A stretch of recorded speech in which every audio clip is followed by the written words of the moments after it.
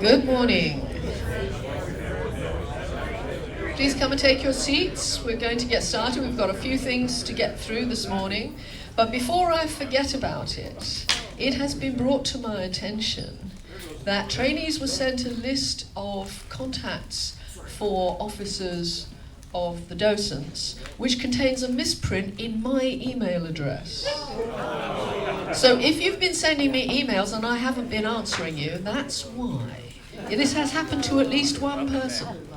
So, you should have got an email from me this morning, so my real email should be in your inbox. Well, you should have got it yesterday morning, not today. So, the other thing I wanted to say, I have heard from our gallant bosun, Susan Johnson, that we are not making very much money on our coffee, and she wants people to remember how prices have gone up. In particular, just before we started this class, the cost of coffee doubled. And there's a whole bunch of other things. It's costing us money. We used to tell people put in $1 or $2. For a while I've been saying a couple of bucks. You might consider if you can spare another buck or so, put in a little more. How many fingers do you have? Susan? We have a good fund for the picnic and people enjoy the picnic. Yes. Now, I will not, even if you put in an extra buck, I'm not gonna get caviar. We will do Okay. in September for the Right. Now, Rebecca, would you like to jump up? Never in our way, Rebecca. Never.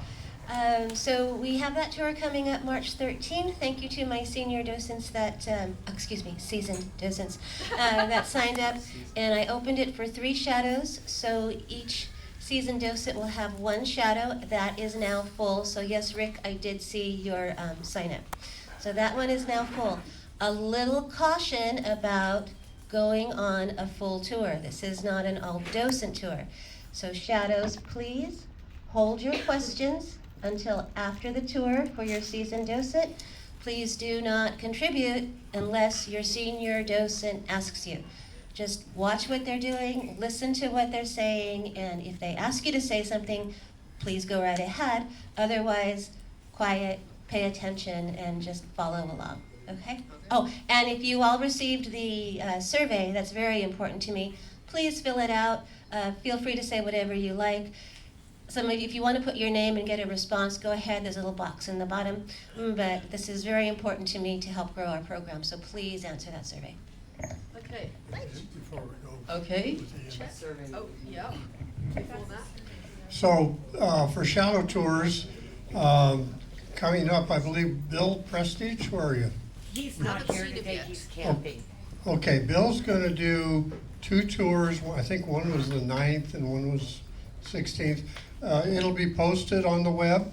So we've got a couple shadow tours coming up.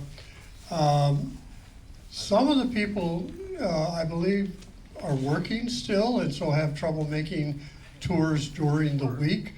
Is anyone available for Saturday or Sunday? You mean to give one? To give one? I can give one. And I can't see you. That's all, got it, Larry. Huh? Gary Maple. Gary Maple, okay. John Smedek. John Huh? Smith, I'm sorry. I'm so sorry to both Gary and John. My apologies. Yeah, Saturday or Sunday, just tell me when they wanna do it. No, you tell Okay. How about us this? and then tell Rebecca so she can post it. Saturday, how about Saturday at, 10 o'clock? Saturday at 10 o'clock. Where? We'll meet right here. You can buy me a drink. All right, so for those of you that work during the week and need a weekend tour, there you go. All right, you had a question? That's this coming Saturday. Saturday, the 7th. Okay. Just a reminder, I'm Seventh. doing a My tour mistake, Thursday at Thursday. 9 o'clock, be here. Thursday, 9 o'clock here. So far I have 2 people signed up, so. As long as you have not already done one with Bob. Yes.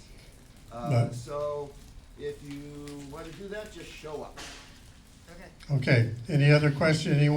Anyone else want to volunteer to give shadow tours? All right, thank you. Okay. Chet. Just briefly, for the Docent trainees, I have brought out samples again of all of the 6 different styles of gear, both jackets and shirts. I have not got a confirmation on pricing from the vendor yet, so I will start the orders next week. The order book will be open for 2 weeks, and then we will send the order in and get you your Docent material as soon as possible after that. Thanks, Margaret. Hi, everybody. Good morning. In Margaret's excellent presentation last week, she mentioned there were 4 steam yachts left in the world. And I'd like to talk a little bit about one of them. This is the Ina, which is in the Australian Maritime Museum in Sydney. And also I want to talk about another vessel, also part of the Australian Maritime Museum, called the Lady Hopeton. So we'll start off with the Ina, if I can get this right. Okay, the Ina basically was built in 1900, and it was built for the Commodore of the Royal Sydney Yacht Squadron. You know, you're very posh if you've got squadron at the end of your yacht club, and you've got Royal in the front. And once again, a bit like the Medea, it was built for a very wealthy banker, and he named it after his wife, his wife's name was Trofina, but he shortened it to Ina, which is typical Australian. We shorten everything. It was 88 feet long, 65 tons, and I went back and checked again and said it had a 25 horsepower motor. And I thought, gee, I better ask Carl. That sounds awfully underpowered for an 88-foot vessel. Anyway, it was only supposed to chug around Sydney Harbour, so maybe that was enough. It was built of Australian timber and kauri, which comes from New Zealand. Great material for building ships.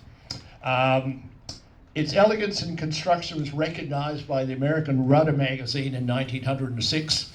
And if any of you have seen the film Breaker Morant, you know the Australians, of course, were called the colonials. We were the second-class citizens. We were the descendants of convicts, etc. But we turned out, according to Rudder magazine, we could build a pretty good boat back in 1900. It was purchased, a bit like the Medea, was purchased for the French Navy. It was purchased by the Australian Navy. They only paid £1,000 for it. So they must have really thrashed the boat from 1900 to 1917. And they commissioned it, they painted it black. Medea was white. The Ina was painted black, and they named it a very snazzy name, HMAS Sleuth. Okay, so here it is in black. They put a 3-inch Hotchkiss gun on it, and apparently when they fired the gun, the ship just about fell apart. The concussion was so strong that the crew gave up firing the bloody thing and said, forget it, you know. It was sent up to far north Queensland, and it was supposedly going to intercept any German raiders that were coming through the Torres Strait. That's the strait that runs between New Guinea and northern Australia. They found it was unfit for tropical service. They decided we'll just bring it back to Sydney. And it was in fact used as the tender for the trading ship Tingara. And I love this quote about it. Part of its duties included taking recruits out to sea to show them what being seasick feels like. So I guess it was pretty tender in open water. All right. After World War I, a bit like the Medea, it went back into private hands, and it actually ended up in Tasmania, the little island that's off the bottom of the mainland. And they used it for crayfish and shark fishing, as well as taking apples from Tasmania to the mainland. Tasmania used to be called the Apple Isle, just for those of you that might be interested. They changed the name to Aurora, and in 1945 they took the 25 horsepower motor out and put in a diesel engine. Well, the Aurora chugged around, it went backwards and forwards, it was in a few legal disputes, and in the D'Entrecasteaux Channel in 1981, it hit something and sank. Not a good ending. Well, a syndicate in Sydney said, look, we want a companionship for the Lady Hopeton. They paid $65,000, they raised the boat, they had it towed to Sydney, they spent 2 years and $3 million, and they restored it back to the original Ina condition. Oh, wow. They found an old ferry that used to run across the Duet River in Hobart, and they took that motor out of it, they restored it. That was an 80 horsepower twin cylinder steam engine with a Yarrow boiler. Doesn't mean anything to me. Maybe somebody knows what a Yarrow boiler is. Anyway, they restored the boat. One of the owners was so impressed by the boat that he circumnavigated Australia. That's pretty... That's a long trip. Yeah, Australia, you've got to remember, it's the size of the continental United States. They actually circumnavigated, they had it in Fremantle for the 1987 America's Cup. It stayed in private hands. I tried to see it when I was in Melbourne a few years ago, and it had been moved back to Sydney. It went backwards and forwards, and then finally it was donated to the Maritime Museum, the Australian Maritime Museum, for the tax write-off in 2017. And here we go, if we could get it to play. All right, Bob, I may need you here to help me out. I'm relying on my tech expert here. The Australian National Maritime Museum is proud to announce the newest member of our fleet, the historic and luxurious steam vessel, Ina. Ina's story is captivating. She was designed by famous naval architect Walter Rees in 1900, whose challenge it was to balance the finest luxury and craftsmanship with structural and engineering requirements. Built in 1901 to the highest possible specifications for a wealthy banker who named the vessel after his wife, Tryphena. An outstanding example of early 20th century steam vessel design, Ina showcased Australia's maritime skill to the world. She was the largest and most opulent vessel of the time, and epitomised Edwardian elegance and glamour. The gleaming brass and gold that can be seen throughout the boat complements the warm and radiant varnished timber, fine fabrics, fixtures and fittings.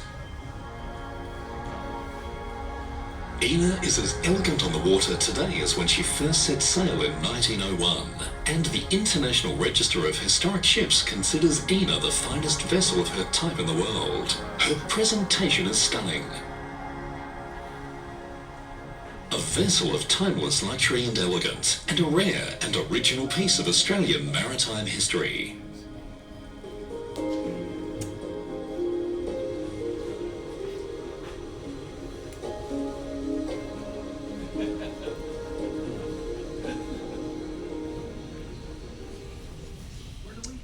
Okay. Just for your information, the Ina was donated. They took the tax write-off. There is a group in Sydney called the, very cute name, Ina Sanctum, as in Inner Sanctum, right? Yeah, no, very corny.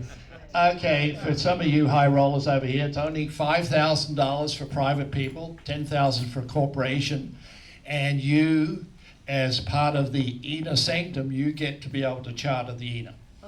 And so if you go to Sydney, you guys, and you're part of Ina Sanctum, or you know a friend in Sydney that's a part of Ina Sanctum, you can actually charter the boat.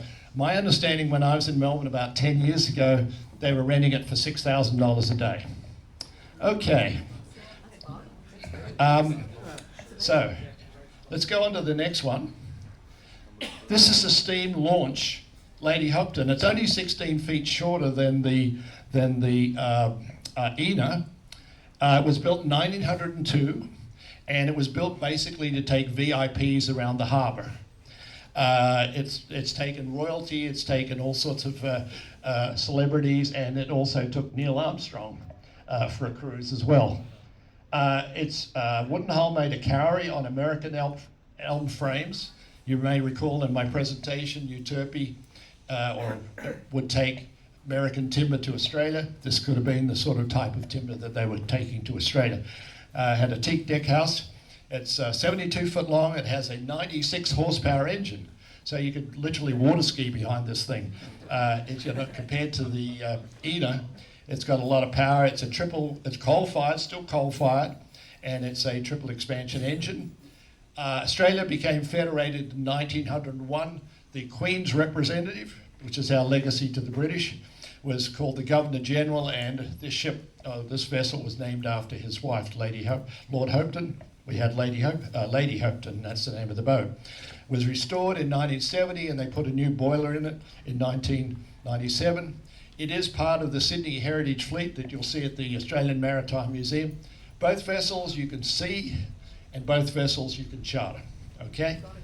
All right. Let's have a little look and see if we can get this to play. May need my technical expert again. Oh, there it is. Okay.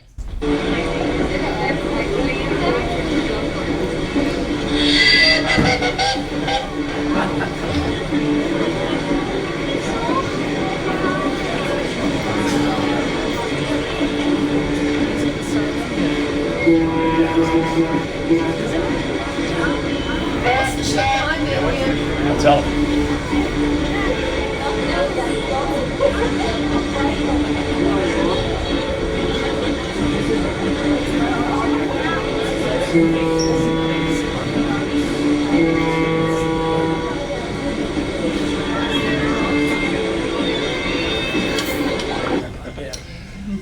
Margaret asked a good question. You notice that bark in the background there? That's the crown jewel of the Australian Maritime Museum.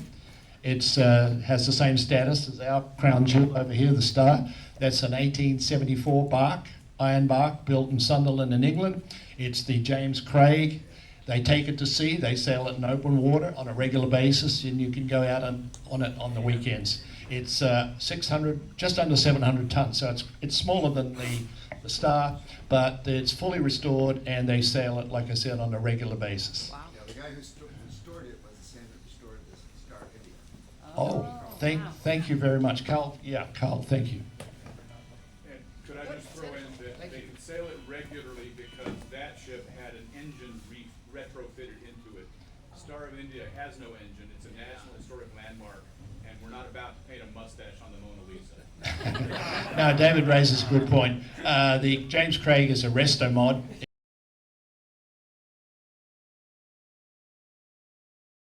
Smaller fills been taken over the years, so the bay is much smaller than it was naturally. Okay, so who was here? First humans been here 20,000 years ago when the water was low. There are many different cultures, Santigita, Lahoyan, human, and when the Europeans arrived, the Kumeyaay were here. But the Kumeyaay weren't called the Kumeyaay there, they were called the Ipe and the Tipe, and a couple of other names that were different tribes, depending if they were north or south of the San Diego River. But it was only in the 1970s that all these different tribes got together and they came up with the common name of Kumeyaay. So that's a relatively modern development. That name was around for a long time, but it was not used. And so that's what they picked as the group name for all the tribes in San Diego County. As you know, San Diego has more Indian reservations than any other county in the country. Okay, so the first person who arrived here is Juan Rodriguez Cabrillo. You don't know exactly when he was born, but he was a conquistador, a military guy. He lived in Guatemala. He had a lot of military experience before then. He was also a very good shipbuilder. And he built the San Salvador, or not him personally, but he supervised it. And he started his voyage in Mexico in a place called San Blas. And there were 3 ships, the San Salvador and 2 others. And in September 1542, they found this really good harbor, which he named San Miguel. And that's our harbor right here. But unfortunately, he wasn't too good with his sextant, or whatever they used at that time. And he charted San Miguel Bay at 34 degrees north. And actually we're about 32 degrees north. So he was about 100 miles off. Unfortunately, he died on the mission January of 1543 of gangrene due to an injury he received. Not clear if it was an accident or was a skirmish with the local people, but anyway, he was injured, got infected, and he died. So the results of his trips were not very good. He was supposed to find gold, he was supposed to find a shortcut to Asia, he was supposed to find a shortcut around North American continent. And he didn't find any of those things, but he did chart the coast to some degree of accuracy on his mission. Okay, the next guy to come was Sebastian Visciano in 1602. That's 60 years later. 60 years that no European was here. So people who saw Cabrillo, there's probably not many of them left when Visciano came. So it was a whole new group of people that saw this magnificent ship coming to the harbor. There are four ships in that expedition, and he arrived in 1602 after 6 months and 5 days at sea. You know, these galleons, if you've been out in the San Salvador, you notice it doesn't point real well. It doesn't go into the wind real well. So coming up from Mexico, you're into the wind and into the current the whole way. So he was only making about 10 miles per day.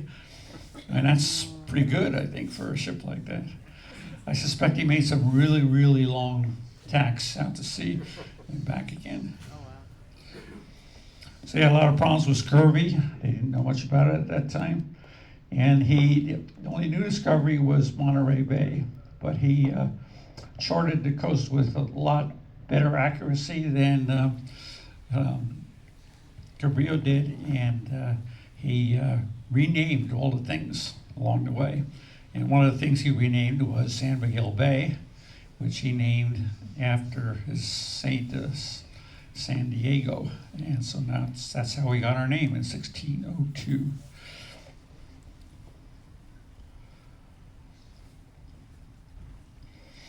Okay, so 1602 to 1769. So that's about 170 years, pretty much 165 years. Nobody was here. No European was here. So it's amazing the time spans with this exploration. But the Spaniards noticed that the Russians were colonizing the West Coast. And here they had this claim on the West Coast, but nobody was here. So how are they going to maintain his claim? Well, they better get some people up here. And so they did.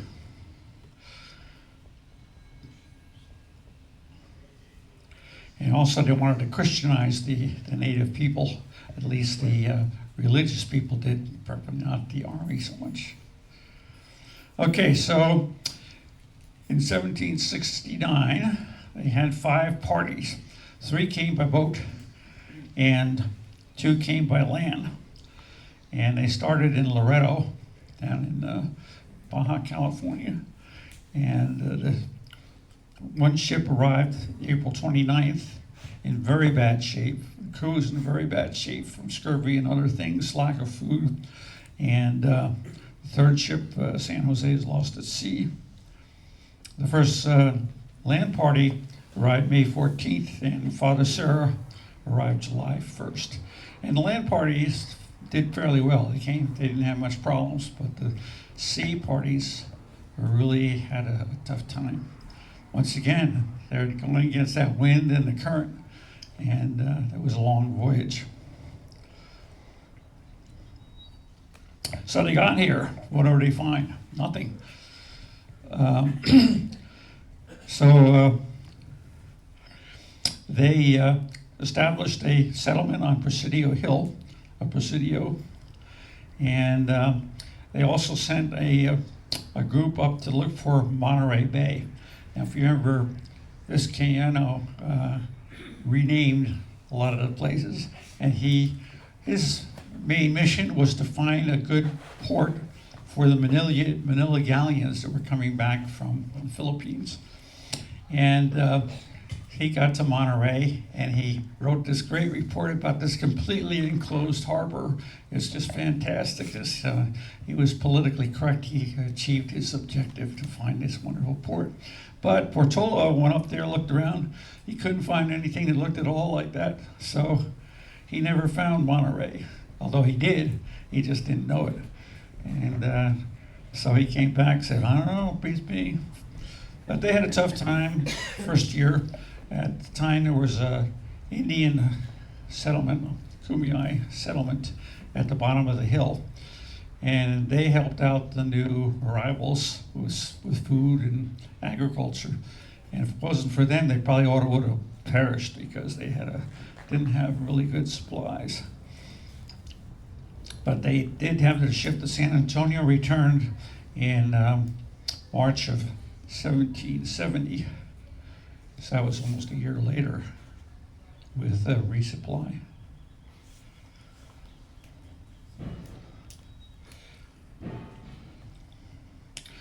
Okay, so these were all Spanish folks.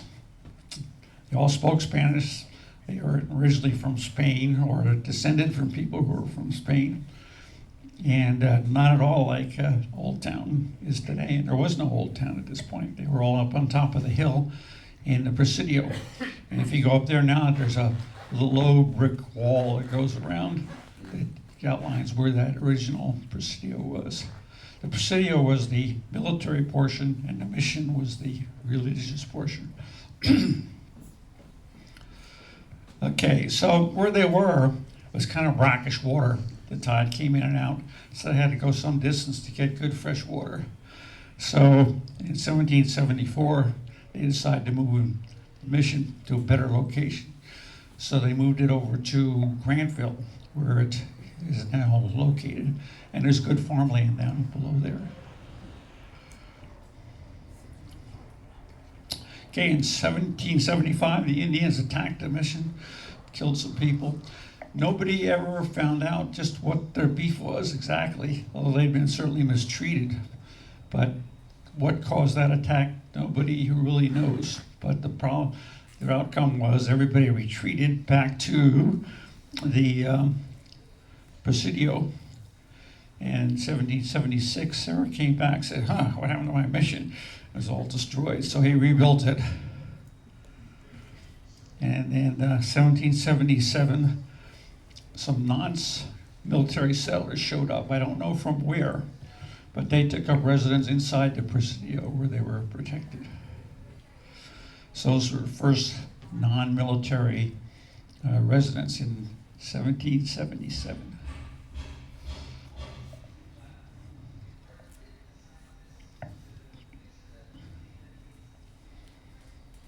Okay, in 1784, Father Sarah died.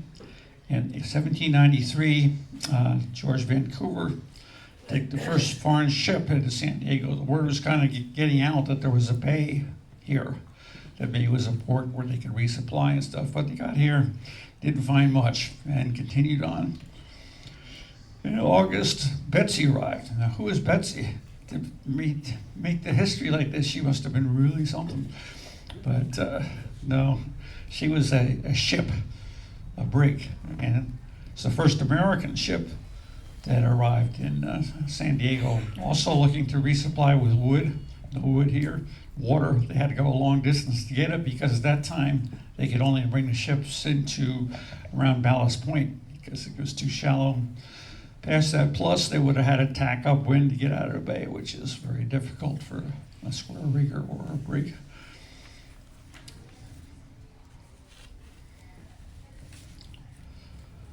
Okay, in 1813, began on the Mission Dam. Who has not been to the Mission Dam?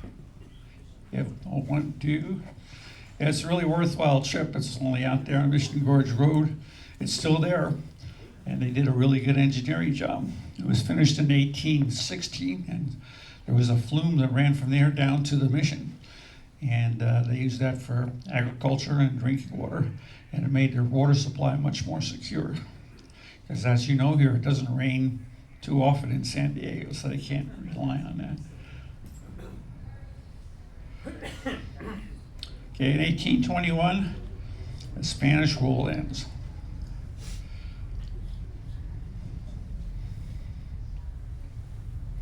Okay. In 1821, there was Mexican independence, which is why the Spanish rule ended.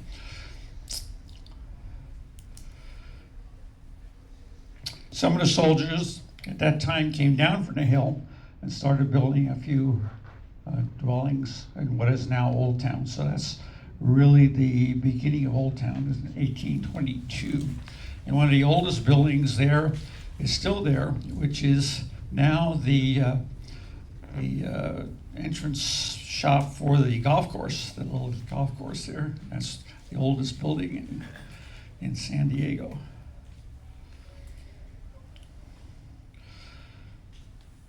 Okay, at the time, the Mexicans were giving out a lot of land to their friends. And so the first one in this area was Los Penasquitos, Rancho Penasquitos. And they gave out a lot of land to their friends, Rancho Bernardo, Rancho Otay, Rancho Penasquitos. You know, all the land that's around here was given to their friends. 1826, Jedidiah Smith arrives from the east. He was a famous explorer and trapper, and he was probably the first American who showed up here. Remember that this is a Mexican town. They speak Spanish, they're totally Mexican. And it wasn't a very prosperous town because Mexico was kind of ignoring them at the time. They didn't send any more soldiers, they didn't provide any support. The economy was bad. So there were only a few hundred residents at that time. Bandini arrived. You heard of the Casa Bandini, which is still in Old Town. He built that and still survives today. And he was involved a lot in the politics, and he was actually involved in transferring the land to the Americans. Richard Henry Dana arrives, 1835. Okay, everybody know who Richard Henry Dana is? He wrote a famous book. How many Mass before that? 2 years. 2 years before the Mass. Okay. But he was out here, he was a lawyer, and he had some eye problem, I believe, and decided to go on a little adventure and signed on a ship. And they were dealing in the cattle hide trade. And the main thing is he wrote a book which was read extensively back east. So this really put San Diego and the southwest on the map, and people really found out about us. And that U.S. declares war on Mexico, and on 1846, the Mexican rule ended, and the Americans took over in the area of San Diego around that time, a major metropolis.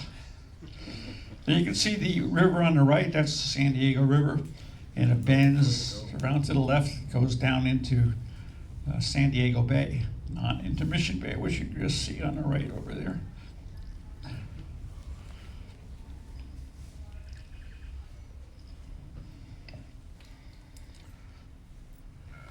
Okay, 1850. William Davis looked at the situation and he said, you know, our town shouldn't be here. Our future is down by the water where ships can come and we can have trade, and it will be a lot better economically. So he bought some land downtown here, basically bounded by Broadway and about First Avenue and the waterfront. And he imported some houses from the east, prefab houses. He built a wharf. He tried to promote the area, but his timing wasn't right. The economy wasn't good there. They lacked certain things like water. They had to go all the way back up to the San Diego River to get water. They didn't have wells and stuff. And the timing, the idea was good, but the timing was wrong, and the whole enterprise failed. But he had the right idea. In 1850, San Diego incorporated as a city. California becomes a state. And in 1855, the famous lighthouse was erected in Point Loma.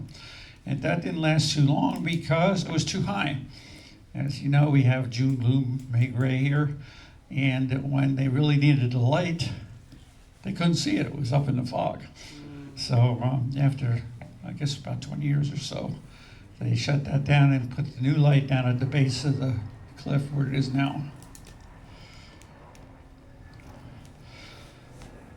Okay, here comes Alonzo Horton. He was a furniture dealer in San Francisco, and he heard about San Diego being a great place. He thought, this might be a good place for some business. And he came down here, and he wanted to buy some land, but there was nobody to buy it from because there were no elected officials in San Diego. So he paid $10 to conduct an election where he elected some trustees that he knew. And the trustees then sold him a whole bunch of land really cheap.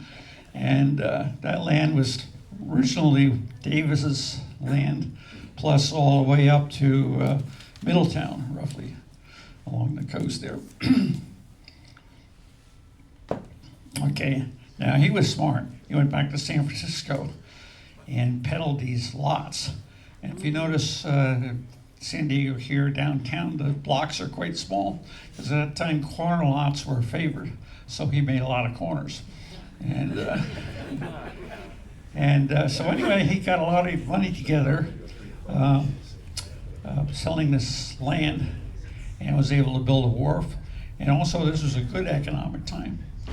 And people were coming in here, hearing about the climate and the area from Dana's book and other things. And San Diego really thrived. Okay, here's a story. County Archives figured, well, if we want to be a city, all the government should be down here in Newtown, not up there in Old Town. So there's a conspiracy theory that some of Horton's henchmen snuck up there in the middle of the night, grabbed the archives, and took them downtown. But that's just a conspiracy theory. What actually happened, there was several years of political discussion about what to do with the county records, and it was finally voted to send them downtown. And in 1872, there was a big fire that destroyed much of Old Town. And once again, Horton was playing. He said, he wants to get everybody downtown.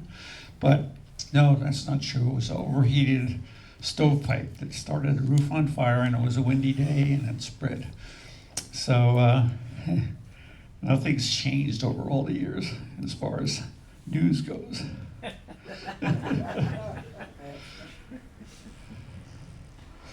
In 1877, George Marston opened his department store. So there was enough people here to support a department store. And you know who Marston is, his house is up there at the north end of Balboa Park. And he expanded his business and has several branches. And that business continued till 1961. And when it was sold to the Broadway company, and then it was originally folded into Macy's. 1882, telephone company starts. This is pretty big stuff for a little town. There's not that many people here. So they started this big telephone company, and at that time, telephone was considered kind of a novelty, and they had 13 subscribers. So it wasn't too big a telephone company. But in the next 10 years, they ran a line to Escondido, and it got much bigger. They had 18 subscribers up there. So it took quite a while for the telephone company to really get going. Leach's Opera House, 1884. Before that, the only place to meet in San Diego was a small meeting room of one of Horton's buildings. Leach's Opera House was pretty big. It was a gymnasium, actually, but he converted it to put shows there. It would seat about 1,100. And they had a lot of good shows and bad shows. And It lasted a few years before something better came along, but it was the first place that San Diego's really had to go for, quote, culture, unquote. Yes? So how did they solve the water problem? I don't know, but I presume they did wells. Yeah.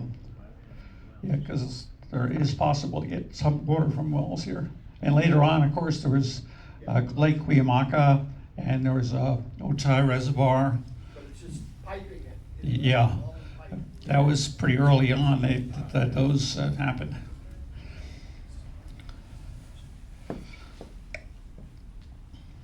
Okay, in 1885, Kate Sessions found her nursery.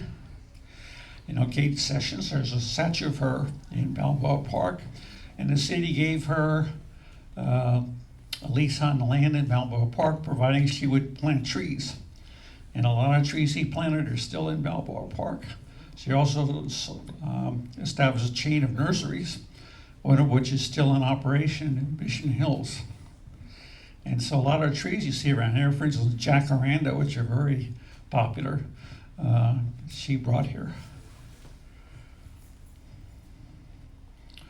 Okay, Transcontinental Railroad comes to San Diego. That was a really, really big deal. They were lobbying for that for many years.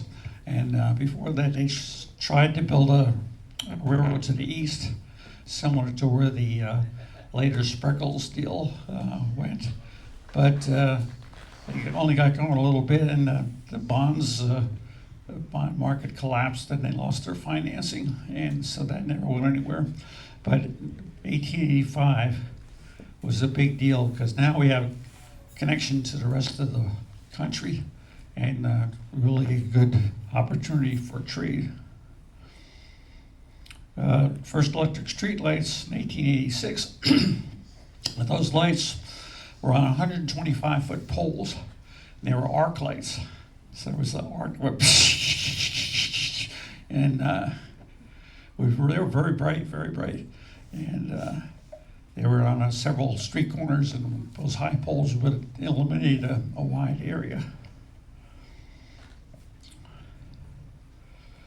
The first transit system was by Babcock and Story, who built the Hotel del Coronado. It was a streetcar pulled by donkeys, I guess, or horses, and it ran from the waterfront of Fifth Avenue up to about maybe Redwood Street, around in there, about 2 miles. So that was the first streetcar in San Diego, and it was followed quickly by a lot of other companies that put other lines on other streets, and not too long after that, they were electrified. Okay, here's a population chart. Now, this is a logarithmic scale. So the right-hand portion, there's a lot more growth than it appears there, but you can see 2 periods here. One was when Horton was developing his. Let me see if I can.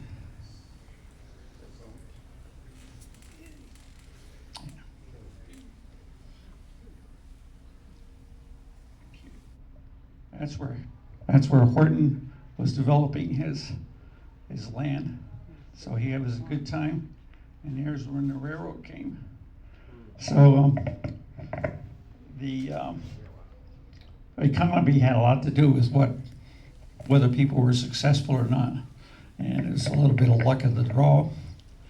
And so after that, there was, it's kind of disguised in the chart here, but there are ups and downs, and the population continued to grow. You can note about Horton that he actually lived in one of Davis's houses that he imported from the east, and one of those houses still exists here down at 4th and Island that you can visit. And that's a 1850 house.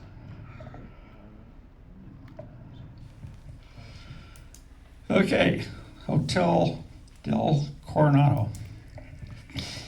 Now, 2 friends, Babcock and Story, used to go over to Coronado, hunt rabbits, walk on the beach. And he thought, this is a nice beach. I bet this would be good for a resort. So they bought Coronado for very cheap because there was nothing there. You couldn't get there. There was no ferry. There was no road. and they decided to build this luxury resort. And this was kind of extraordinary because at this time, San Diego was just like a cow town. It was just a frontier, not sophisticated at all. And they were building this 5-star hotel. And how's this going to work? Well, they did package deals that give people train fare and hotel all together, and attracted people from San Francisco and the LA area, and tried to fill those rooms. But they weren't very successful. They did raise enough money to build it by selling the lots in Coronado, and they ran it for a few years. And they built a railroad right along the center of Orange Island, where that grassy median is now. And they had a good thing going, but it didn't quite stick for them, so they sold it to Spreckles. And I don't know if I have the year here.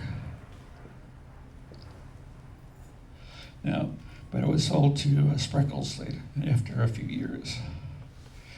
But it certainly attracted a lot of attention. Okay, other big events in San Diego, aviation.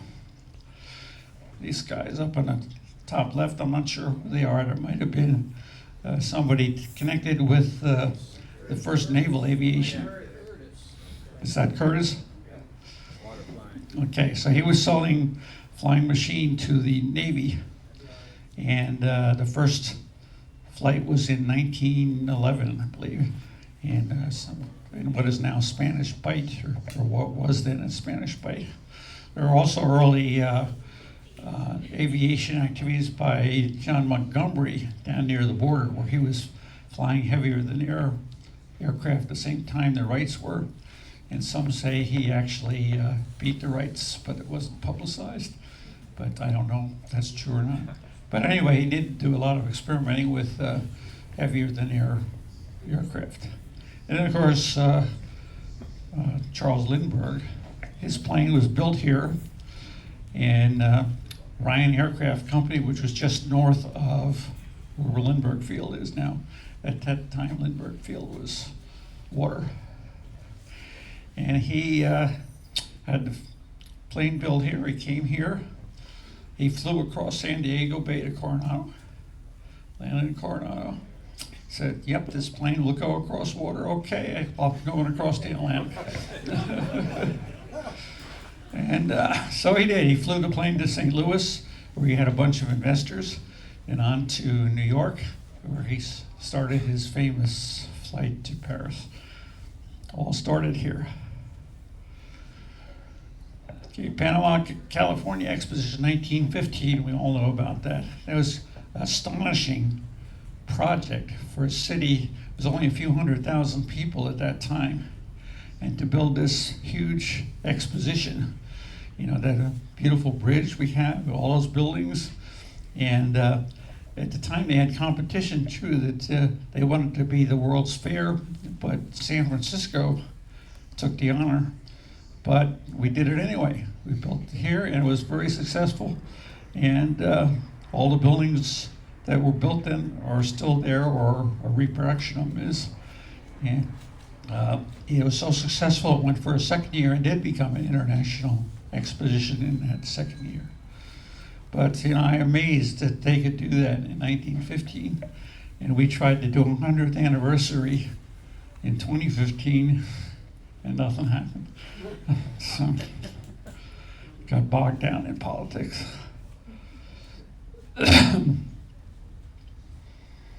Okay, backing up here. Yeah. Okay, all these lights out here. It's the Great White Fleet. Early 1900s, Theodore Roosevelt paraded a whole bunch of battleships around the world. The Great White Fleet to project U.S. naval power. And they stopped here in San Diego, but they couldn't come in the harbor because it was not deep enough. So they anchored offshore there. But the sailors came ashore, and there was a big parade, there were parties, and all the military brass were treated like royalty, and they were all very impressed with San Diego. So then there was this guy named of William Kettner, he was a congressman about that time, And he started poking around in Congress and managed to get a little Navy maintenance base going here, and a little more and a little more. And then he got the Navy to dredge the harbor, which is main objective, because before that only relatively light ships could get in here. And so that's how our harbor got dredged. And right up the street here we have Kettner Boulevard.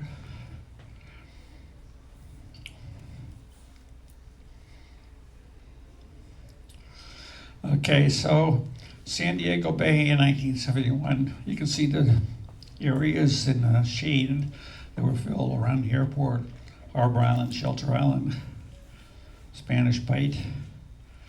And this is pretty well up to date. I think the only thing that was added is North and South Marina Park. Yes, after this. Okay, another big industry here was the tuna industry. Fishing went way back with the small fishing boats, but then the tuna industry came, and they came with much larger boats. They went far, far away, 1,000 miles. And some of those boats would carry 1,200 tons of tuna back to San Diego. And there were lots of canneries here to process that tuna. It was just a huge industry. But in the 70s and early 80s, they became more laws about catching dolphins with the tuna. They'd kind of overfished the area near here, so they had to go further and further away. And there were other factors that caused the entire tuna fleet to move to other places, American Samoa being one of them. But Bumblebee Tuna is still here. Their headquarters is right down by Petco Park. That was a really big industry. Remember when I came here in '79, especially around Christmas time, the tuna boats were lined 3 deep all along the Embarcadero here, rafted up together.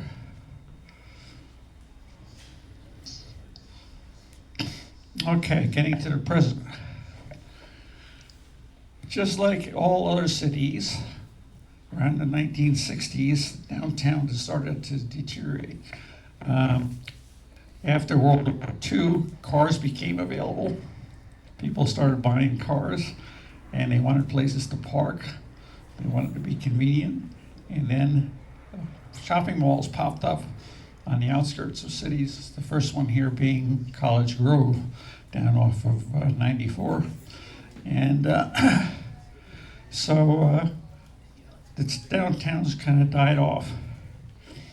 And so it looks, when I came here, there's not much going on here at all. There was a lot of tattoo parlors and locker shops and stuff like that, porno movie houses, and it just wasn't very attractive. The only business was here was the old spaghetti factory. So that's been there a long, long time. That was a pioneer downtown. But in 1975, they came up with a redevelopment authority, and they came up with a lot of projects. Seaboard Village was 1981. Horton Plaza was a big deal. That's a mystery to me. Horton Plaza, at the time it was built, was a huge success. It was the most profitable mall in San Diego. And nobody lived downtown at that time. There was just a few condos and some single-room occupancy hotels. Those people didn't probably shop at Horton Plaza very much. But people came from outside, and it was hugely success. But then, for some reason, thousands, tens of thousands of people moved downtown, and nobody shopped at Horton Plaza, and it died. So I have no explanation for that. Okay, the convention center was probably the biggest thing. That brought in thousands of people that walk up and down Fifth Avenue, going to those restaurants and bars, and that really got the thing going. And then there was Petco Park, Embarcadero Marina Park, where the Shell is now, and East Village with all those condos. So a lot of development, and San Diego was looking pretty good. But when Horton Plaza died, the north end of Fifth Avenue kind of died with it. And They tried to redevelop it as a science center, but that whole business is up in Serrano Valley. And if we build it, they will come. And there's another development down by the water, same thing, but they didn't come. And those places are empty. So it remains to be seen where that story will go, but it will go. They will fill up somewhere, somehow, with something. And so now there's about 40,000 people live in downtown San Diego. They all travel somewhere else for jobs. They all travel somewhere else for shopping. So go figure. It's how things work is sometimes a mystery. So here we are. San Diego is still a great place. And do you have any questions?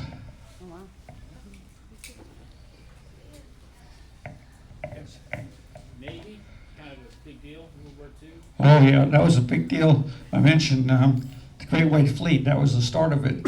And William Kentner kept his pressure on politically to really develop the 32nd Street Naval Station. And now, of course, with the headquarters of the Pacific Fleet. Yeah. I submit that most of the people that travel to shop elsewhere go about as far as their computer. That's to some extent true, yes. Yeah. Wasn't the sub-base established to protect the Panama Canal? The sub-base? Yeah.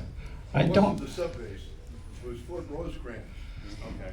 Yeah, the old buildings that are built out there, the frame buildings, one of them was a hospital. There's, in the basement, there's the old morgue, still there. But those buildings were taken over by the Navy in about 1960s. And they're now National Historic monuments. They're, a number of those buildings, old Victoria buildings, were a captain would have that whole building as his. So nowadays they split the buildings in two, and now there's two captains. They have all the. It's not accessible now to civilians, but the whole western side of Point Loma is honeycombed with gun batteries. It's true. Okay, we'll handle the military side of San Diego in our next presentation in just a minute. You could visit one of those too. Yes. Just curious, when Vizcaino came here and renamed the harbor, was he totally unaware of the fact that Juan Cabrillo had already been here? Oh no, he had all those records and charts from They were Cabrillo. so far off, he just decided he would ignore it. Tradition among the Spanish explorers is you would name a place on the saint day that you arrive, because the Spanish have a saint day for every day of the week. And year. So whatever the saint day was when they arrived, that's the name of the town. Okay. Well, Cabrillo arrived on what saints? Miguel. Vizcaino arrived on San Diego. So, but there was such disparity in the charts that he just renamed everything. Interesting. I just wanted to add, there is more to the story, which we don't have time for, but you have the South Bay, which also had the first yacht club. It had the first one design boat that came out, the pre-Kettenberg. We also had Gunpowder Point, which was part of an initial part of World War I, and the seaplanes came in through there, and then that turned into Kelco, and did all the kelp fishing, which was another big industry that we had down here. So I have a question. I know that the sandbar between North Island and Ballast Point was dredged before the bay was dredged. That's right. And I don't know who paid for the sandbar and when it was dredged. What sandbar are you talking about? There was a sandbar between North Island and Ballast. Shelter Island. And Shelter Island. Okay, that kept the bigger ships out. 1940. Yeah, Shelter Island was dredged, I think, what, in the 1940s? Yeah. Mhm. Is that when the sandbar was removed too? Yes. Yeah. So Sandbar was in the vicinity of where Shelter Island is now. They just built it up. So square riggers couldn't get in at all. Oh, square riggers wouldn't go in there anyway, except after they got tugboats that they. Well, after you had the The square riggers went in the 1800s. There were square riggers in it, but they didn't draw that much draft, and there was a narrow channel down the center of the bay. So they dredged the channel in through that bar? No, they didn't dredge anything back then, but the bar was off to the side enough that the boats could go by.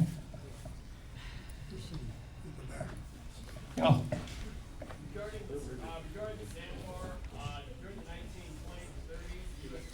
fleet was based right off North Island. Aircraft carriers, battleships were pretty much moored right up along the eastern face. They would have had to take the sandbar out sometime before 1920. Probably the same time they filled in the channel dividing Fort Orange now. You know, they dredged the bay shortly after the Great White Fleet. They had to figure it, well, they had to put in the jetty first.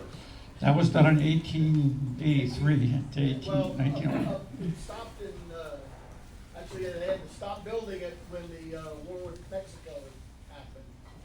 But they said they couldn't fill, I mean, they didn't want to dredge because it would fill in, until they built the jetty. That's right. Is it Giga Jetty? Yep. All right, we got time for one more question in the back. I was just wondering how the Coronado Bridge plays into all this. Okay, Coronado Bridge was built in 1969. It only took 2 years to build. Before that, there were ferries that went across the bay to where the ferry landing is now. And now there's ferries. At that time, there were ferries for trucks, cars, donkeys, whatever. And now it's just a ferry for passengers and bicycles. Brian, your family had a little bit to do with the history of San Diego, didn't it? Well, we built 2 marinas on Shelter Island, Let's just stand up and people can hear you. 56, 57, if you see Pitcairn Marina was the first one that we built, and it's called Sheltron Marina now, and then we built Kona Marina in 62, 61, and it's part of the Kona Kai now, but that was all pre-port district too, so the ulcers that my dad got were much smaller at the beginning of all that, so, but yeah, we have a footprint down there, so. So Brian, and you said to me that you were going to invite people to. Oh, by the way, we have the Crew Classics paddling event, one of the largest rowing events in the United States, and it's on the 27th, 28th, and 29th in Mission Bay. But I work on it. I'm going to be MIA starting here in a week because the race courses don't just fall out of the skies, as you guys know. And we're going to be doing a lot of that, setting 300 and some odd buoys and the race courses and starting lines and all that. But if anybody's interested to come down and get on one of our boats, work boats, to see how we get a show on the road, you're welcome to contact me and pick a day, because I've got a week and a half of work before the race starts. So, What's anyway. it called? The Crew Classics. It's all the colleges in the whole United States will be here, the foreign countries, and it'll be 8 boats. Crewing. They go backwards, which is always tough for me for rowing. I always want to turn around. Do you remember when Kohler put in his yard? Yes. Yeah, it was just like when it was called the Hut, when the Valley High was just a little lunch station for on the island. But I have a lot of pictures of just the dirt and the new palm trees and things in my little stuff. But anyway, anybody welcome to the Crew Classics. You're welcome to give me a heads up and see how we do that these days. Thank you, Brian. Very generous of you. You said you needed to do shadow tours on the weekends? Yeah. John's going to do one Yeah, this Saturday. I signed with them already. Perfect. Okay, let's take a 5-10 minute break, and we'll start our next presentation.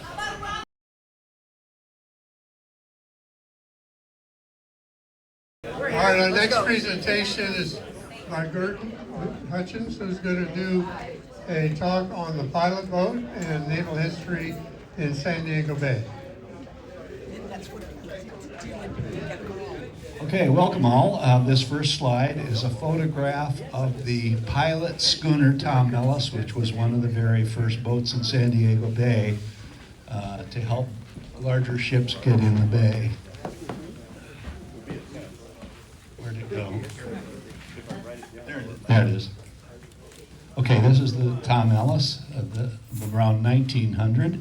This is what pilots used to go out to bring big ships in the bay. Now, since San Diego Bay was an estuary bay, very shallow, local knowledge was very important to get deep draft ships in. And of course, this is before there was a lot of dredging going on. And back then, piloting was an independent, I got here first job. So people wanted to get out to the big ships first, and that's why they would use boats like this. They had to go out in the big water to get the ships and bring them in. It's the same thing we do now. The pilots get on typically around 1 SD, which if you've been sailing on any of our ships, you might have gotten that far out. That's the start of the Mark Channel. Typically the pilots get on around there and then get off after they're just close to their berth. The pilot boat that is operating today, the official pilot boat, is at the police dock over at Shelter Island. That's what their base is. So our boat wasn't there. It was more out here. There's lots of centuries of activity in piloting all over the world. It required local knowledge of bays, rivers, and estuaries. It was not always a contracted job. It was sometimes, like I was saying, first on the scene. The Pilot Act, the U.S. Federal Pilot Act of 1850 defined and regulated activity. It was very important during the Civil War. Samuel Clemens, Mark Twain, wrote of his work as a river pilot in one of his books. So that's a very interesting story. And he described how difficult it was on the Mississippi River. I used to live on that river when I was a small child, and it was a very busy place, but lots of debris would come down that river. And so local piloting knowledge, especially down farther south, just a little ways north of New Orleans, was very important because it would shoal a lot. There would be debris out there. There would be sunken boats. So pilot knowledge had to be updated almost on a daily basis, and that's what Mark Twain wrote about, how difficult that was, because you never knew from one day to the next what you're going to face.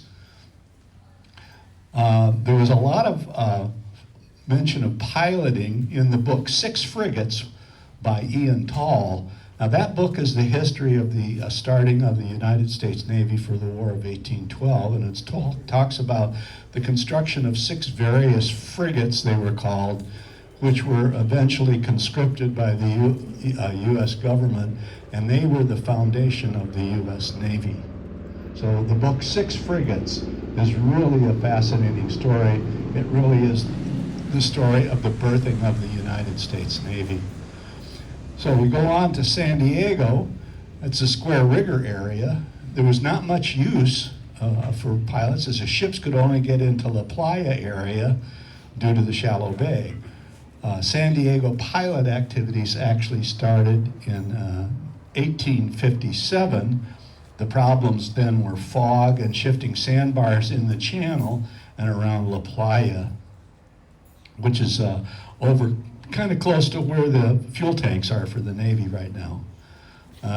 The Great White Fleet, which we already saw photos of, had to anchor off Coronado Roads. That was 1908. They couldn't get in the bay because it was all shoaling.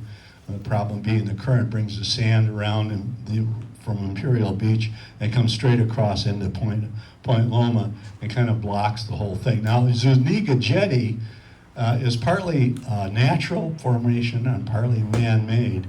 And it was improved by the city government over the years because they realized that was very important to keep that shoaling down at the harbor entrance. So the city was involved in that, but part of it is original. And I spent some very happy days there in the Navy going to what we called SEER School, Survival, Evasion, Resistance to Interrogation, and Escape.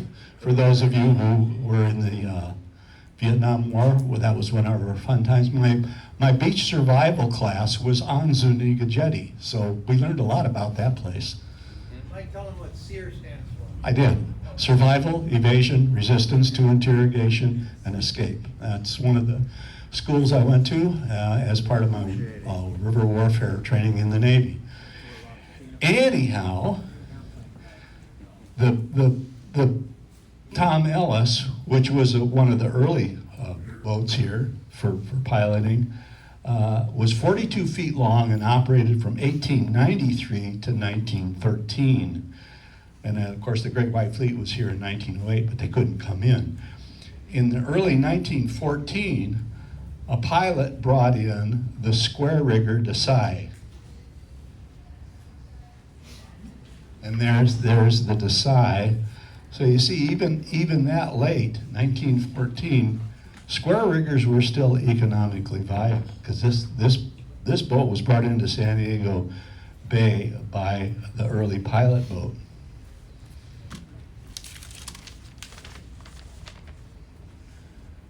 Next we have, what happened to the, there it is, okay. This is an early photograph of the pilot boat. This is 1914, and the pilot is on the bow. This is kind of a family group, basically, friends and neighbors that got together and paid to have this boat built. This is in 1914. Yes, that's when it was built. It was built right over here where Solar Turbines is right now, right at Hawthorne and what we call the PCH. That was actually water then, and the boatyard over there built that. That was the, what was the name of it? Goulardi Yard, yeah, Manuel Goulardi Yard. They built a lot of boats there. Actually, if you look at the old photos of the San Diego Bay Area, when the county admin building went in about 1935 during the WPA period, that building was surrounded on three sides by water. So there's been a lot of changes here in the not too distant future, the past, I mean. Okay, here we go. Uh-oh. This shows the first appearance of the Navy in here big time. These are destroyers at the Santa Fe Wharf in 1919. Now this is right after World War I. The Navy didn't know what to do with these things. They needed a place to park them, and they settled on San Diego Bay. The place was pretty shallow down there, but those old four-stackers didn't draw much water. So that was basically a parking lot for boats no longer in use. Eventually, some of them wound up being used in World War II for various things. Yes? Kettner gave that base to the Navy after World War I. He had a shipyard there, and then he gave it to the Navy, and that's when they parked all the torpedo destroyers there. Right. Yeah, that's just a long story. There's a lot of books written about how the Navy built up their activities here. It's quite extensive. Did you say that's the Santa Fe dock? That's the Santa Fe Wharf, 1919. So the Santa Fe rail station was built by them? Do you know? Yeah, that station was in the 1800s. In the 1930s, the Navy started dredging the deep ship channel. They couldn't build their major deep draft ships into the bay. Like in 1919, those destroyers were very shallow draft. And so that wasn't a problem. But now they're starting to build bigger ships, especially carriers. And they would have maybe 30-foot draft, which was pretty severe. And this bay, even to this day, most of where we are right now, is only around 25 feet deep. Anyhow, the Saratoga,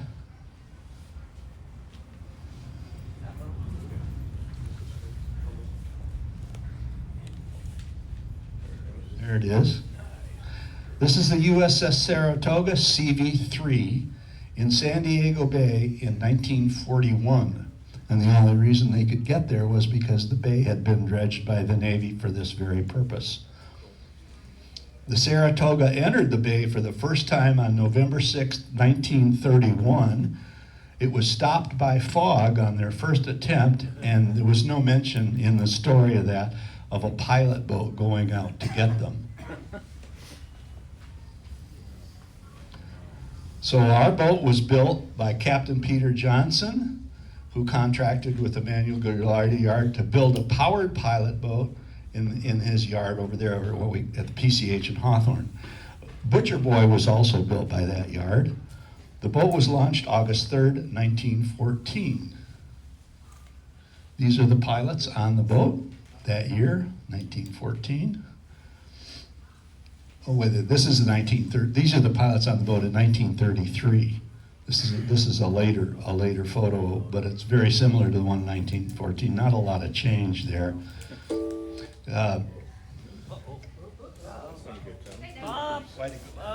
We seem to have a power failure here.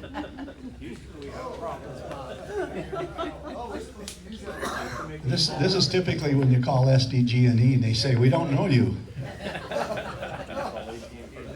It just went black. It's back, the power's back on, you just gotta re-signal it now.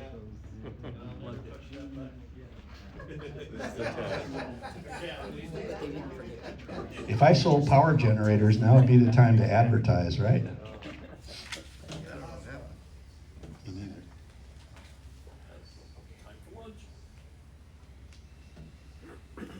There'll be a slight intermission.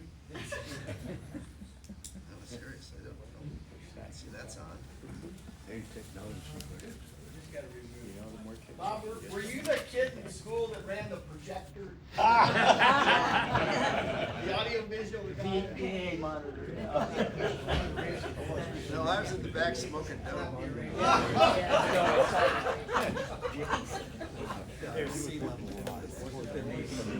It just was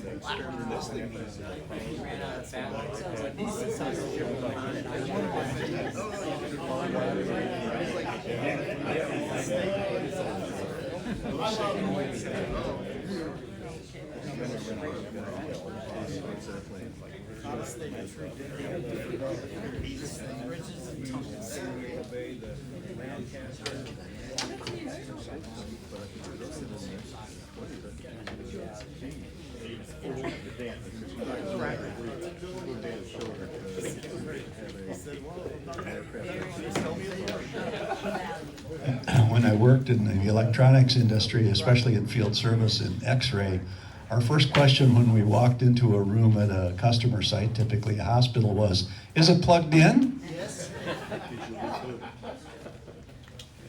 Jerry Lewis sank his boat, one of his boats, Pussycat 1, on Zaguna jetty.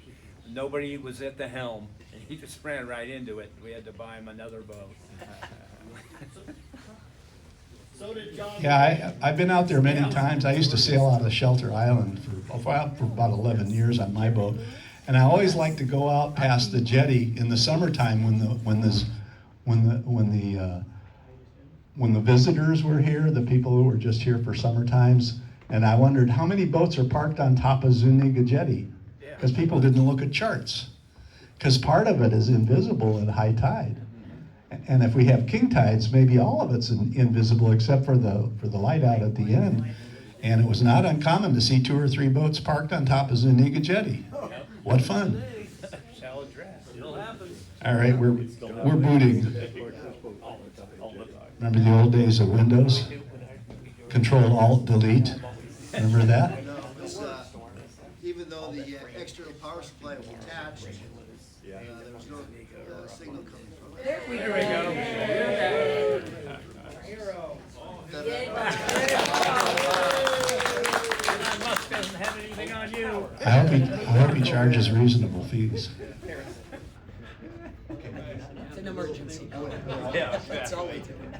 Okay, let's see if we get lucky here. Take your travel time. All right, this is the Saratoga, 1931 in the bay.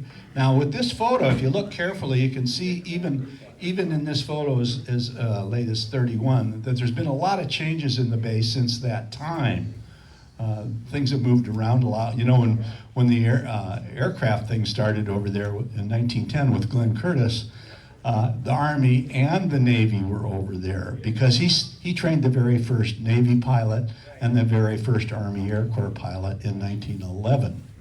And when Rod was talking about Spanish Bite, the Navy said they'd buy his planes if he could prove that he could take off and land on land and take off and land on water with the same plane. So he invented seaplanes.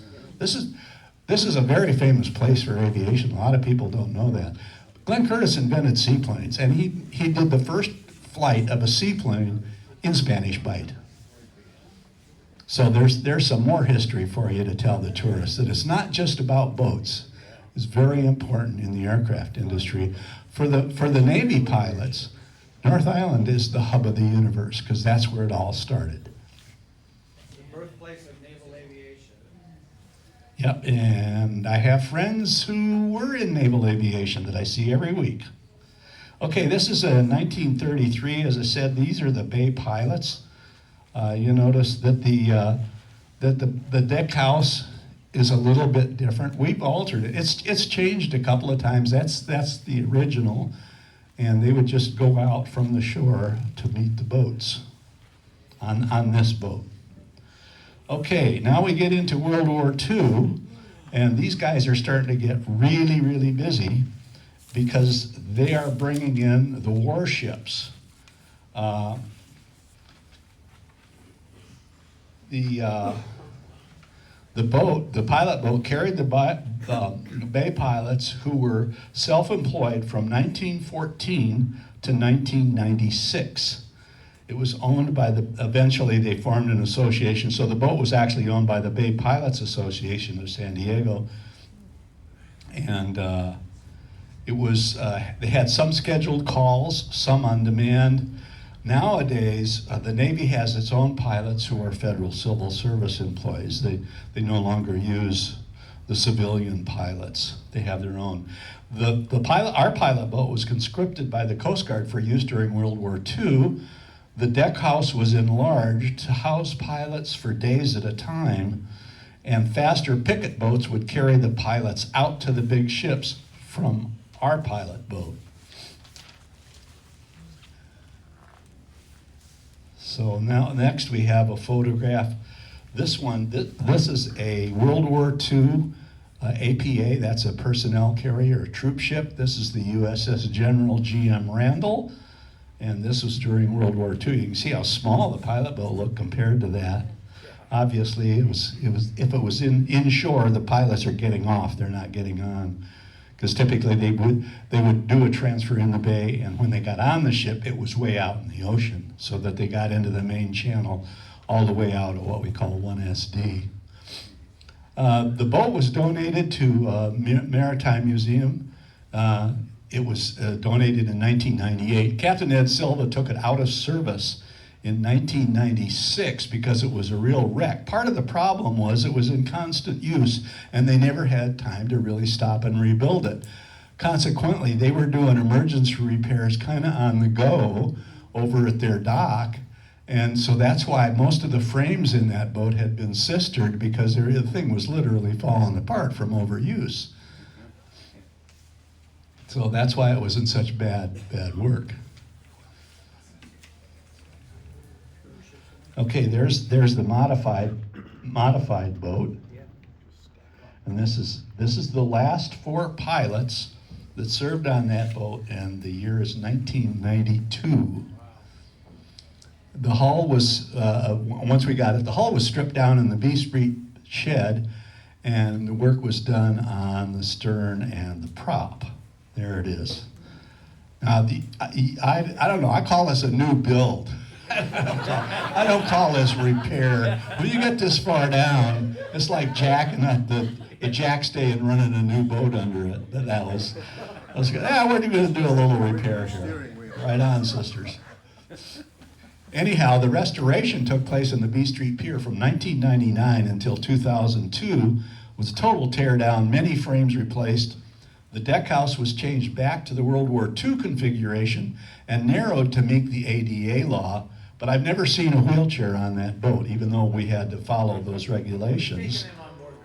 They had? Yeah, we had 2 crewmen, they hoist the wheelchair on. Oh, yeah, right. But they had to narrow the deck house to do that. No, not the original configuration. You couldn't get a wheelchair down the sides. It was just people wide. The deck house was wider.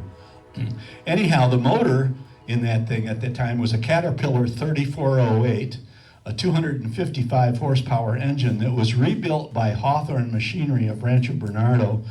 They went out of their way to help us at that time during the restoration. They actually found some NOS, that means new old stock, parts in a warehouse in India. That engine was built in 1967, installed in this boat in 1984. So it was long past its prime, but Hawthorne Machinery was just a fantastic outfit. Yes? You're talking about the restoration here. There's an old saying, a boat isn't finished until she's sunk. And sometimes not even then, as we heard about Ina when she sank and was brought back. Right. So things always change. Yep. It's amazing that it's still here. So anyhow, Hawthorne Machinery really helped us out a lot rebuilding that really old motor. The boat was relaunched in 2003, and it had to meet all the current Coast Guard regulations for a passenger carrying vessel. CFRs, that means Code of Federal Regulations, were not in existence in 1914. So we got some more photo montage here. This is from a booklet that used to be for sale in the bookstore. The current use is educational platform for school groups, does 5 harbor cruises a day typically. The trip is a major reason, we found out, for people to buy tickets, because it's really the cheapest harbor cruise you can get in this bay. There's a docent syllabus for tour narration, although it's been much changed, and docents typically don't do that anymore. When I first started here, the museum was asking docents to volunteer to do crew, to work as deck crew, and to narrate the trips. Eventually, asking for volunteers was too iffy, and management decided they wanted professional, full-time, paid narrators. That's why we, as docents, don't do that anymore. But I did it for a number of years, and then eventually, when Jeff Lohman was here running the docent program for a long time, he got a bunch of us to sign up to be crew on the boats, and you have to go through basically all the safety training that the Coast Guard requires. You have to be on the drug program. So I did that. I qualified as deck crew on the pilot boat and the Swift boat. The training is similar, but you have to learn the peculiarities of all the safety stuff that's on board. That's what this training is typically about. Here's some more stuff about the boat being worked on. This is again from that brochure that I have that's out of print. I'm sure there's one available down in the library. I thought it was pretty neat. Had a little blurb of the boats and some nice photographs. It's hard to see the photographs on that little thing, but you can see there's how that was the relaunch after rebuild. That's what that is. So some photos of the boat, the early boat, rebuild, relaunch. 2002. So that's basically what it looks like now. Now what happened later on was the Coast Guard decertified the hull. And that was 2011. It was August 17th, 2011 to August 26th, 2011 that the boat had to be repaired. And it was brought down to the San Salvador build site. It was serendipity in a way, because at that time of the year, the people at the San Salvador site were waiting for new frame wood to arrive, because if any of you have studied that boat, the first try at gluing frames together was a disaster because the epoxy failed. So now they have to go out and buy a new batch of white oak and rebuild all the frames. So there's a lot of really skilled people and a lot of good power tools hanging around over there. So the pilot boat, which now needed to be massively rebuilt in the back, basically in the engine frame supports aft, was towed over there, and our expert crew of boat builders were able to rebuild this boat. It really worked out well. So what this photograph is some of the work aft. You can see some new has already been put in. They had to tear it apart to get the engine out. Basically, the problem was rotted wood around the engine supports. And the guys that were working on it said when they pulled the prop shaft, the engine dropped an inch. That's not a good sign. The engine was resting on the prop shaft, not on the bed inside the framework. So this is just a shot of the work going on. You can see some of it's been stripped down. They did a lot of stripping because they wanted to repaint it while it was there, because the whole boat's available. There's some guys working aft. You notice this piece they're putting in, that's a new stern post. That's that mount there, that's redwood. I mean, not redwood, it's Purple Heart. Very, very good wood, so they were lucky to have that. Such wood wasn't available when that boat was new. It's very strong, very sturdy wood. It's kind of oily. It really lasts well in a marine environment. Very nice stuff. You notice they pre-drilled it for the shaft and the mount for the rudders mounting pins. You can see the part they had to tear out to get up there into where the engine was. So some of the framing was bad back there, but a lot of the bracing that the engine sat on was just toast. There you can see where they're tearing it out to get in there where the engine is. You can see they've already put in some new wood, took out some bad planks. Not only that, but they had to pull those planks so they could get at the bottom of the motor mount, because they had to replace all that wood up inside there. There's another view looking into the engine room where they had to do a lot of tear out. And you see that the hull is pretty much sanded down to where they need it to be. These guys are planking, putting in new planks. If any of you were down there to see how the San Salvador was built, it's the same process here. Kind of force it in. It wasn't as difficult on the pilot boat because the curves on the hull are not as steep as on the San Salvador. It's called triple compound curves. So typically they're lucky they can use hydraulics to pull the planks in, hold them in place, and lag screw them in. It wasn't quite as difficult on the pilot boat because the curves are a lot less severe than on the San Salvador. But again, you get a good idea to see where that new wood is aft. Any questions about this part? Did you use steam to soften up that wood first? No, they didn't need to use it. When they were building the San Salvador, the guys they said, well, they built a big steam box and tried it on a couple of frames before they, when they were first going to get into the framing activity, and they found out they really didn't need it. It didn't help them that much. That sapelli they were using is over 2 inches thick. It's really stiff stuff, but it's flexible. So they were able to pull it in with hydraulics. So that's the way they did it. I watched the guys got really smart. Remember, these are expert shipwrights. They know their way around a boat, but they never built anything like this. So what they start at the stem, and they would attach the forwardmost part with lag bolts, then clamp it. Then they bring their hydraulic jacks in and they pull it into the next frame with hydraulics.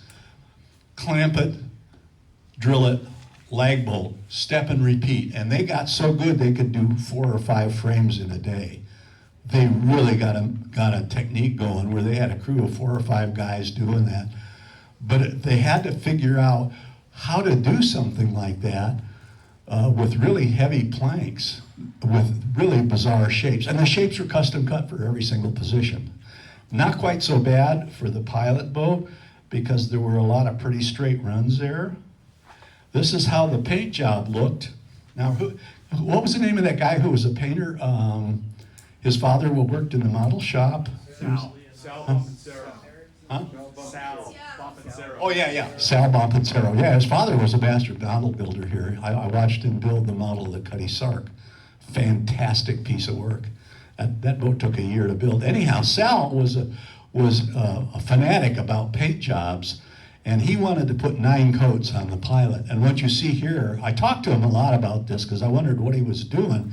They got down to bare wood, and he's got nine coats on the bow. 9 coats. But he said he couldn't get 9 on aft because they wanted to get the sucker back in the water and start making some bucks. So he didn't have the free time to get that many layers on before it went back in the water. So the aft half, or aft third, I guess, has maybe only 5 layers on it when he finished that. That, of course, that's years ago. And this is somebody working on this might be the whiskey plank, I'm not sure. It's one of our shipwrights working on that, getting ready to put it in. They're good shot of the new planking going in. That one is already secured. Now this planking is not near as thick as the stuff on the San Salvador.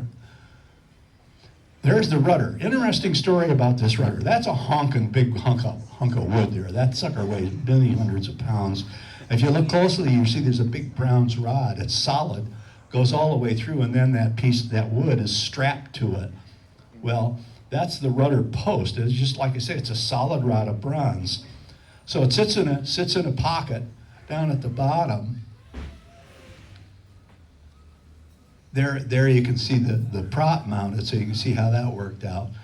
But on this one here, you know, this rudder has a certain size, and they didn't want to screw around with the rudder. They want to make it just the way it was. So they just cleaned it up and coated it. And it sits in a pocket at the bottom, and then it's got an attachment at the top for the turning sector inside the boat. So that's how it's supported. But in the bottom, it's just like a pocket bronze. It's like a bushing down there. So this piece of wood here comes out, and it's got a little pocket in it for the rudder. This just shows the screw being attached. So down at the bottom here, that sticks out, and there's that little pocket for the rudder shaft to sit into. This is all that red stuff. That's the Purple Heart, and you can see the new planking, and it's just all cleaned up. They're continuing to work on it, getting ready for paint back here. Not too much more sanding needed to be done, but this is a lot of new wood in the aft part. And of course, all the stuff inside have been replaced where the motor is. There's another guy finishing up on the exterior planking. This is again near the motor area. It's one of our master shipwrights doing that. Some of you might know what that guy's name is. That's Frank Townsend. Oh, that's Frank. Oh yeah, that guy is a whiz.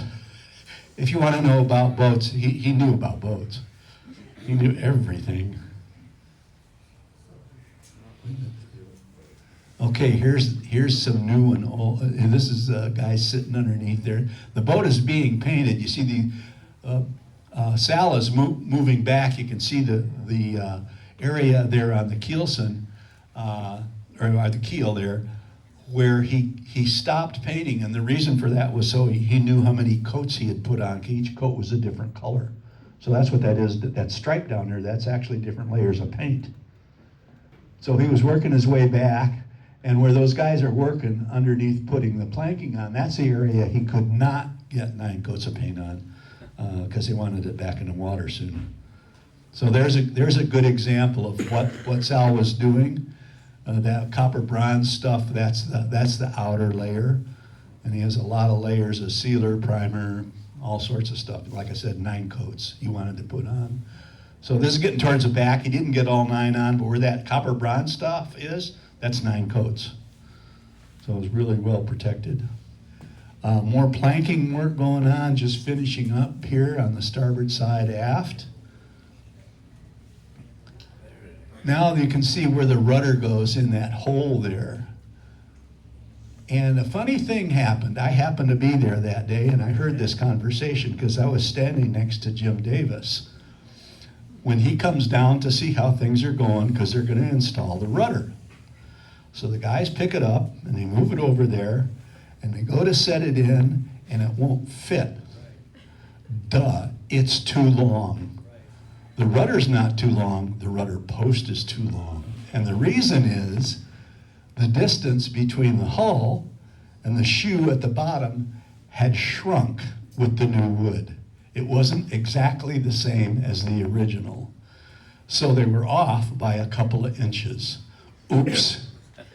So Jim Davis was standing there when the crew told him this, and he turned various shades of various colors, and almost had a stroke. But being a fairly do-it-now kind of guy, they got a saw out and they cut the rudder post. And now it fits. Oh, joy.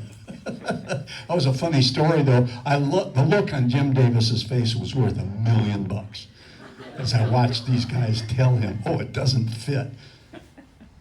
He didn't want to hear that. So there it is. It's in. And you notice how it's actually done. At the top, there's a coupling that attaches the rudder's post to the sector, the steering sector inside the boat. So that's the problem. So they had to cut that down because they set the bottom in the shoe at the bottom, and that's fine, but it's the part up there, that coupling is, you know, you have X number of inches you have to work with, and it's got to be just right. So that's where they cut. So you see, that's a pretty honking rudder. And again, you can see the paint stripes on the hull where the boat was being painted, and Sal had to stop because they're still working on that wood back there. More of the same, getting ready to finish the planking. Lots of things were going on at the same time. And that's it. Any questions? I'd just like to add that those of us who drive the boat are very appreciative of that very large rudder because we can steer that boat at less than half a knot of boat speed. And that is really helpful when docking. Yeah, that's a kind of common with older boats, and the modern thinking was you didn't want a big rudder back there because it's too much weight and too much drag. But I had a boat with a big spade rudder on the back. It was very large for the size of the boat, but what the advantage was I could rotate the boat 360 degrees without moving a foot forward because the center of effort and the center of resistance were about a foot apart. And with that big rudder back there, all you do is crank that puppy over and the boat just spun. And that's an effect you can get with a really big rudder. Like on the Star, you got to think of that rudder as like a trim tab on an airplane. It'll get you started, but it's not going to get you there. That's why we use the sails. So there's a lot of difference in the thinking about rudders, and a lot of modern boats have shielded rudders that are down underneath, and they want to make sure that there's plenty of water moving over the rudder and that it's protected from debris. So there's been a lot of changes and differences in rudder design over the years. Everybody has their favorite. Any more questions? Okay, if you haven't gone to sea on the pilot boat, you should do that. It's a really fun ride. And then realize you're on the oldest working boat in San Diego Bay. All right, thank you.